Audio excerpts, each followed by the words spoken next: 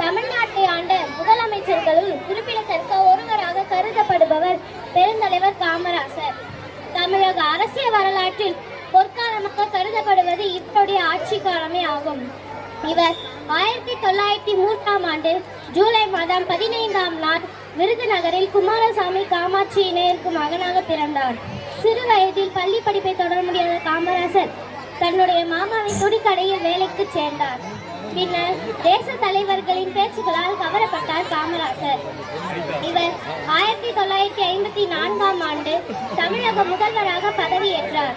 முதல்வரான பின் தமிழகத்தில் மூடப்பட்டிருந்த 6000 பள்ளிகளை திறந்தார். மேலும் 17,000 பள்ளிகளை திறந்து தமிழ்நாட்டில் கல்வி புரட்சியை ஏற்படுத்தினார். மாணவர்கள் சேர்க்கை குறைவதற்கு காரணம் அவர்கள் வறுமையின் பிடியில் சிக்கி தவிப்பதை கண்டார். பின்னர் காமராசர் பள்ளியில் மதிய உணவு திட்டத்தை கொண்டு வந்தார். இதனால் ஏழை எளிய மக்களுக்கு கல்வி எளிதில் கிடைத்தது.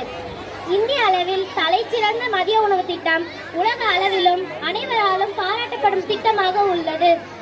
இவர் 1975ஆம் ஆண்டு அக்டோபர் மாதம் 2ஆம் நாள் காலமானார். பின்னர் 1976ஆம் ஆண்டு இவருக்கு பாரத ரத்னா விருது வழங்கப்பட்டது. எனவே இந்நாளில் கல்விக்கு கண் தேர்ந்த காமராசரை போற்றுவோம். நன்றி, வணக்கம்.